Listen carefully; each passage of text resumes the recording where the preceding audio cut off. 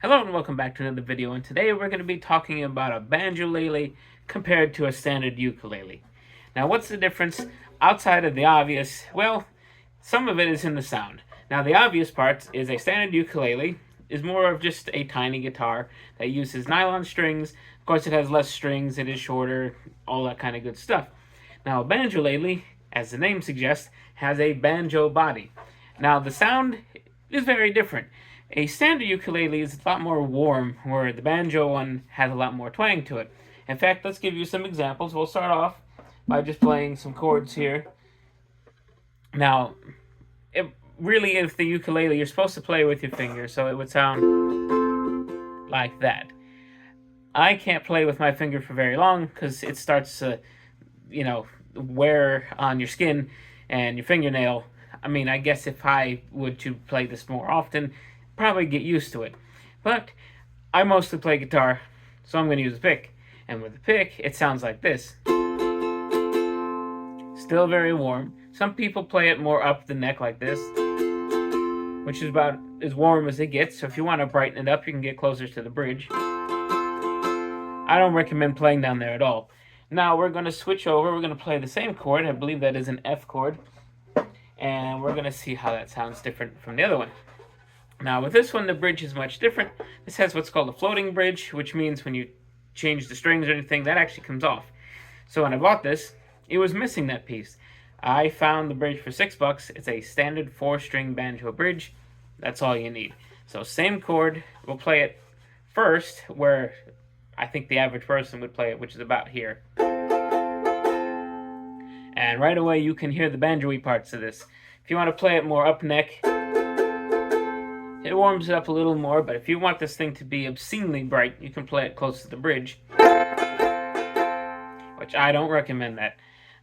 As I talk, it actually echoes off of this drum a little bit. I don't think you can hear it, but I definitely can, and it's distracting. Other than that, I would say a big difference between these two, just coincidentally, is the quality. I feel like this is a cheap model.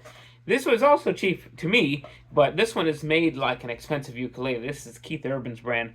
If you ever have the opportunity to try one of these, highly recommend it. It plays very, very nice. I've played many a ukulele every time I go to a Guitar Center or Sam Ash, whatever. I try out different ukuleles. This is still my favorite one I've tried. This one feels a little cheap, but it's just Magic Gold brand, which was put on here with like craft store lettering, which is peeling off.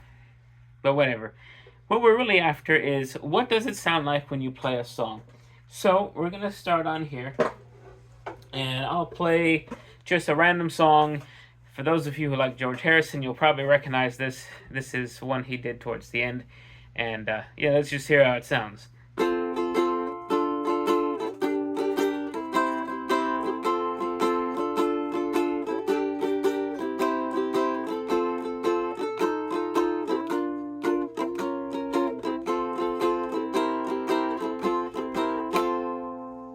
The Devil in the Deep Blue Sea, if you don't know it. Alright, so let's hear that same song on the banjolele and just see how much it brightens the whole thing up. Now, one other thing I have to adjust in this, these frets are like knives, so I gotta file that down. But I think that happens. I bought this in a different state. When I brought it back, the humidity changed. It wasn't perfect then either, but it definitely got worse.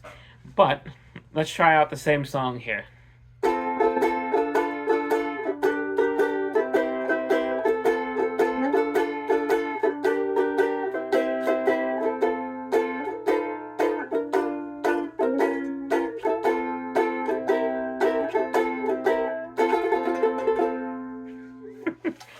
Yeah, this one, it's a lot louder too. I'm sure it might be noticeable on the camera, depending if my phone does like an audio correction. But yes, it is much louder. It projects, but that's just because, banjo drum sort of thing. Now, for those who like playing more like notes, I guess you could say, more individual picked notes, um, yeah, stuff like that, instead of playing full-on chords, I thought I'd try to give an example.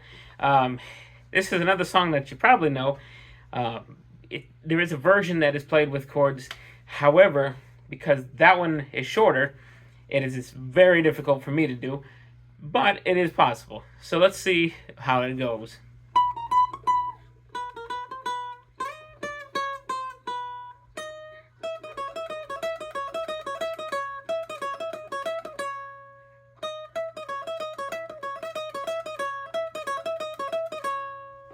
Yeah, that's enough of that. And now let's try the same thing over here.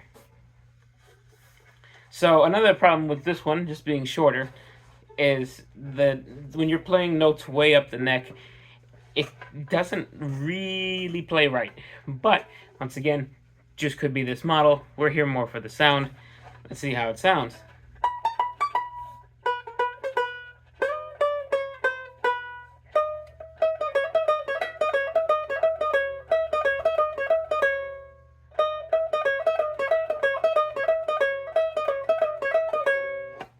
So you get a better idea. This one has more like a resonating tone.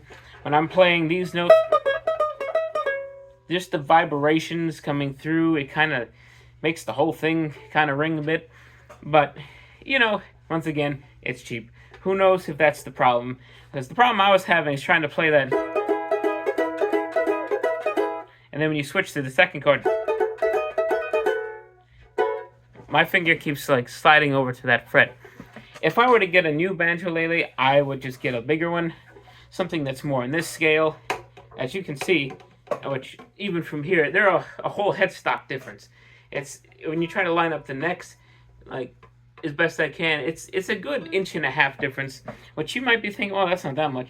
It really does like make certain things harder to play, especially when you're trying to do that like walking down, you know, and your hand is just like running out of space.